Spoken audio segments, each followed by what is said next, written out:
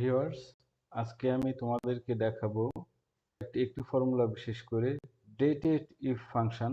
আমরা জানি আমাদের দৈনন্দিন কাজে, প্রত্যেক কাজে আমাদের বছর, মাস এবং দিন এগুলো বের করা লাগে। অর্থাৎ আমাদের একটা শুরুর তারিখ থাকে, একটা শেষ তারিখ থাকে, এবং আমরা বের করতে চাই যে এই দুইটা তারিখ হতে আমাদের কত বছর হয়েছে, কত মাস হয়েছে এবং কত দিন হয়েছে। জন্মদিন ক্যালকুলেশন অথবা কোনো কাজের হিসাব, এরকম বিভিন্ন রকম, অথবা প্রজেক্টের আমাদের শুরুর তারিখ ছিল কত, শেষ তারিখ ছিল কত, এবং এর মাঝে কত সময় অতিবাহিত হয়েছে, এই ধরনের বিভিন্ন রকম স্কেজুল তৈরি করতে হলে বা তালিকা, সময়ের তালিকা তৈরি করতে হলে আমাদের এই ডেটেড ইফ ফাংশনটা ব্যবহার করতে হবে। কিন্তু বিষয় হলো যে এই ডেটেড ইফ ফাংশনটা, এটা কিন্তু আপনার 2007 বা তার আগের ভার্সনগুলো, এগুলোতে কিন্তু এই ফাংশনটা দেয়া নাই। তো আমি তোমাদেরকে সেটাই দেখাবো। যারা ক্র্যাক ভার্সন বা আর্লিয়ার ভার্সনগুলো, এমএস এক্সেল এর আর্লিয়ার ভার্সনগুলো ব্যবহার করছো, তারা কিভাবে এই ফাংশনটা ব্যবহার করতে পারবে। তো দেখো, আমি ফর্মুলাটা দিয়ে দিয়েছি। এই ফর্মুলাটা হলো equal to dated if start date comma end date, তারপরে থাকে ইউনিট। অর্থাৎ ডেটেড ইফ ফাংশনটা ব্যবহার করতে হলে আমাদের এই যে শুরুর তারিখ, শেষের তারিখ, এই দুইটা লাগবে। এবং আমি কোনগুলো বের করতে চাচ্ছি, বছর, মাস না দিন। অথবা দেখো, আমি দুইটা ডেট দিলাম। এটা একটা স্টার্ট ডেট, তোমরা যে কোনো দিয়ে দিতে পারো। ইন ডেট, স্টার্ট দিয়ে দিলাম আমি 7/10/2020, এবং এন্ড ডেট, শেষের তারিখ 7/7/2023। এখন দেখো, আমরা যদি না বুঝতে পারি যে এই ডেট ফরম্যাট যেটা দেয়া আছে এটা আসলে কোনটা মাস এবং কোনটা বছর, এটা আমাদের অনেক সময় ঝামেলা হয়ে যায়। তা আমরা এক কাজ করি, এটাকে আমরা, এই সেলটাকে আমরা ফরম্যাট করে দেখি যে আমাদের এটা ডেট এবং তারিখ কিভাবে, ডেট মান্থ কিভাবে আছে। দেখো, আমি এখানে ডেট ফাংশনে গেলাম। আমি এখন এই যে বর্ণনামূলক যে 14 মার্চ 2001, এই ফরম্যাটে আমি দেখব। অর্থাৎ দেখো, যেটা প্রথমে আছে তারিখ, তারপর আছে মাস, তারপর আছে বছর। তা আমরা কন্ট্রোল জি দিয়ে আমরা আগে ফিরে চলে গেলাম।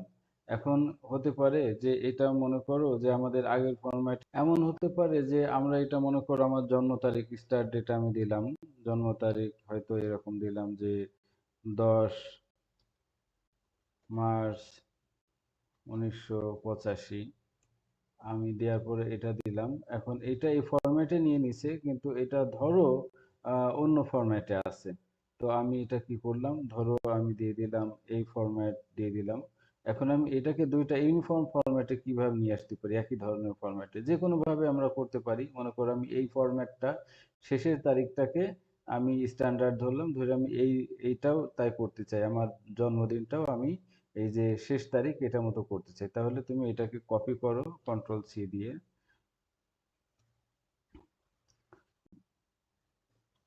কন্ট্রোল-সি দিয়ে আমি এটা কপি করলাম। করার পরে এখানে কার্সরটা রেখে রাইট ক্লিক করার পরে পেস্ট স্পেশাল ক্লিক।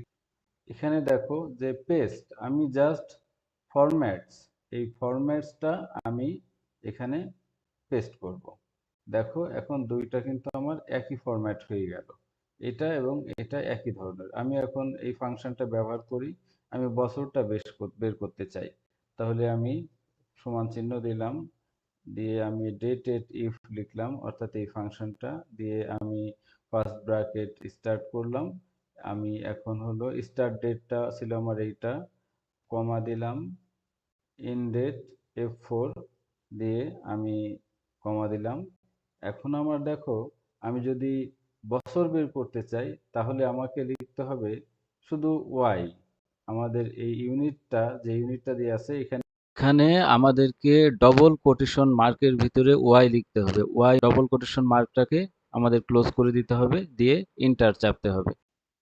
দেখো, এই দুইটা সালের ভিতরে পার্থক্য হলো আজকের তারিখ এবং এই যে স্টার্ট ডেট, জন্ম তারিখ, এই দুইটার ভিতরে বছর কেটে গেছে 38টি। এখন আমরা মাস ক্যালকুলেট করবো। এখন মাস ক্যালকুলেট করার জন্য আমরা এক কাজ করতে পারি, এই ফর্মুলাটা জাস্ট এখানে কপি করতে পারি, করে আমরা এখানে একটু ইনোভেশন করব, অর্থাৎ ফর্মুলাটা লিখব। আমরা যদি এখানে মাস নিতে চাই তাহলে লিখতে হবে ওয়াই এম অর্থাৎ বছরটাকে, প্রথমটা বছর ওয়াইটাকে ইগনোর করবে, করে সে কি করবে, মাসটা শুধু শো করবে। এখন এখানে ফর্মুলা আমাদের দেখো F4, আমাদের কি স্টার্ট ডেট কি ছিল, আমাদের স্টার্ট ডেট ছিল E4, আর আমাদের ইন ডেট ছিল এই যে এটা, ইন ডেট ছিল F4 দিয়ে আমরা এখন ইন্টার হিট করি, দেখো 3 মাস। এখন আমরা বের করব দিনের সংখ্যা, যে কত দিন কেটে গেছে এই দুইটা ডেটের ভিতরে। তাহলে আমি আবার সেই করলাম, ডেটেড ইফ লিখলাম, ডেটেড ইফ আমরা কপি করতে পারি ফর্মুলা, কিন্তু আমরা লিখছি। এরপরে ফার্স্ট ব্র্যাকেট দেওয়ার পরে আমরা স্টার্ট ডেট, এই যে ফর্মুলার স্টার্ট ডেট দিলাম, এরপরে কমা, আমাদের এন্ড ডেট দিলাম। এরপরে আমরা যদি দিন বের করতে চাই, দিনের সংখ্যা, তাহলে আমাদের এই যে এটা দেখো এমডি, অর্থাৎ আমাদের এমডি দিলে কি হবে আমি বলি, মান্থটাকে ইগনোর করবে, কারণ আমরা কি আগেই মান্থ বের করে নিয়েছি তাই না, তাহলে মান্থটাকে ইগনোর করবে, করে দিনের সংখ্যা দেখাবে।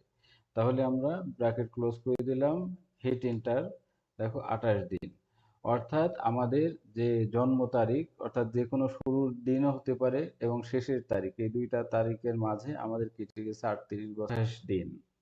তো আমাদের কিন্তু বেরিয়ে গেল যে আমরা একটা শুরুর তারিখ এবং শেষের তারিখ থেকে কিভাবে আমরা এক্সেল 2007 বা তার আগের ভার্সনগুলোর সাহায্যে আমরা দুইটা তারিখের ব্যবধান বছর, মাস এবং দিনে বের করতে পারি। আরেকটা ফর্মুলা আছে যে এটা এক এক এক্সেল ভার্সন এক এক রকম, তারপরে আমি তোমাদেরকে বলে দিই 2007-এ, এক্সেল 2007-এ আমরা যদি দিনের সংখ্যা বের করতে চাই, তাহলে আমাদের এই যে ডে 360, দেখো এখানে আমরা প্রত্যেকটা হোভার করার ফলে আমাদের এখানে কি বলছে, ডেজ 360 যদি দিই, তাহলে returns the number of days between two dates based on a 360 days year, অর্থাৎ একটা আমাদের যে 12 মাসের দিনের সংখ্যার হিসাবে আমাদের এই ফাংশনটা দুইটা ডেটের ভিতরে আমাদের কি করবে, যে আমাদের দিনের সংখ্যাটা বের করে দিবে।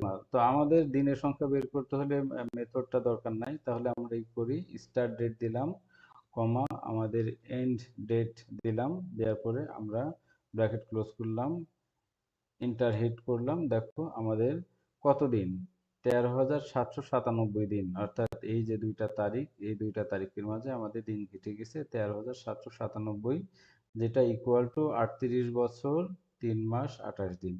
ধন্যবাদ তোমাদেরকে। আবার যে কোনো প্রকার টিউটোরিয়াল বা যে কোনো এক্সেল সংক্রান্ত যে কোনো ফর্মুলা তোমরা যদি দেখতে চাও, কমেন্ট করে জানাতে পারো, অথবা আমি যেটা দিয়েছি এটার উপরেও যদি তোমাদের কোনো রিভিউ থাকে তোমরা জানাতে পারো। অসংখ্য ধন্যবাদ।